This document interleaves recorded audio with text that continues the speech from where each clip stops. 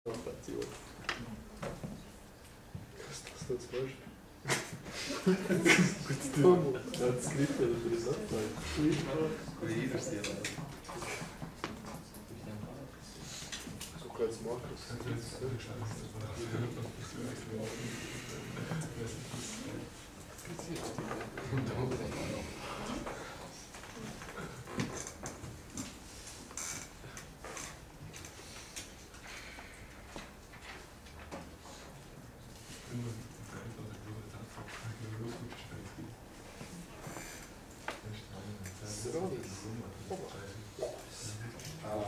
Labdien!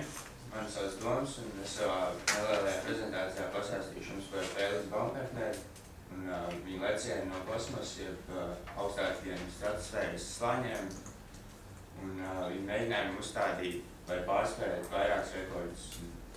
Varbūt jūs jau esat daži dzirdējuši par viņu. Tātad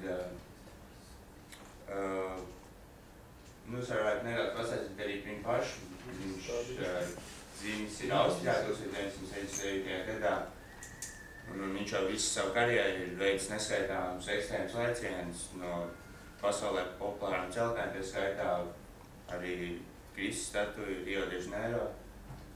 Un tad vēl viņš ir pilnveidojis savas prasmes ar lekšanu ar izpletni Austrijas militārajā bāzē, veicot arī neskaitāms lēcienus jau no pašiem lielākiem augstumiem. Bet konkrētāk par šo lēcienu. Tad Fēliks ieradās Red Bull Stratus brīvā kritiena pasākumā svētdien 14. oktobrī un uzstādīja tādu pirmo rekordu, kas bija pārsniegt skaņas ātrumu barjeru, kas ir 1028,37 km/h. Bet Fēliks krita ar ātrumu 1342 km/h. Kā viņš pats teica, tad leciena brīdī īpaši nevarēja pamanīt šo barjeras pārsniegšanu, bet pēc viņa pašu vārdiem viņš esot jūties kā ellē. Otrais rekords bija augstums, no kāda viņš krita no savu balvānu. Tātad viņš ar savu speciālo hēliju piepildītā balvānu uzlidoja 128,100 pēdu augstumā. No sākuma viņš tā kā bija cerējis uzlidot tikai 36 km augstumā, bet balvāns viņu uzveda 39 km augstumā. Tātad vairums izplatnēcēji atvērt savas izpletņas 2000 līdz 3500 pēdu augstumā.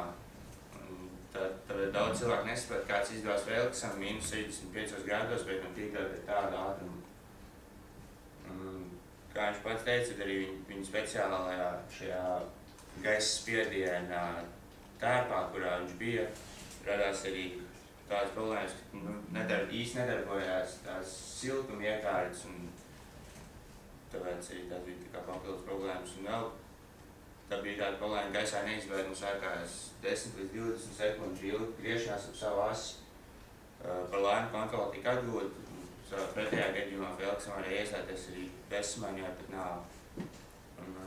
Vēl tā pirms paša leciena izmēģinājumu lecienos Fēliks atklāja, ka viņam ir iestājusies arī tāda klaustrofobija, tā kā kāpjot iekšā šajā speciālajā gaisa spiediena izturīgajā tērpā, taču viņam palīdzēja dažādi sporta psihologi, un arī to viņš tika veiksmīgi galā. Pēdējais rekords, protams, bija, kad viņam mērķis bija izdzīvot un veiksmīgi piezemēties ar savu izpletni, kas, protams, viņam arī izdevās.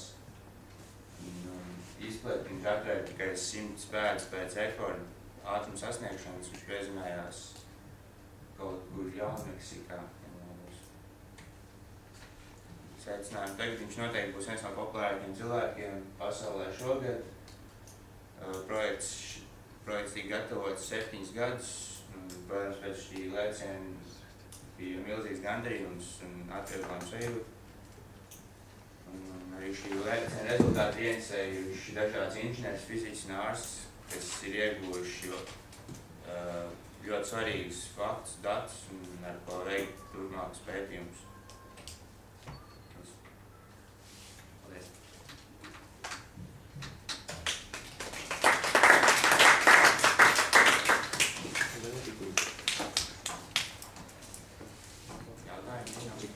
Ir jautājums, vai tu pats arī sako līdz tiešraidē, jo YouTube piedāvāja tiešraidi par to, kā viņš laicē?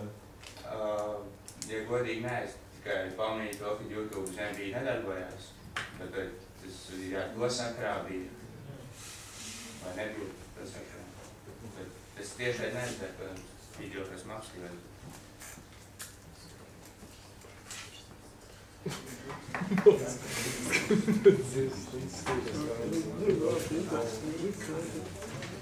Jūs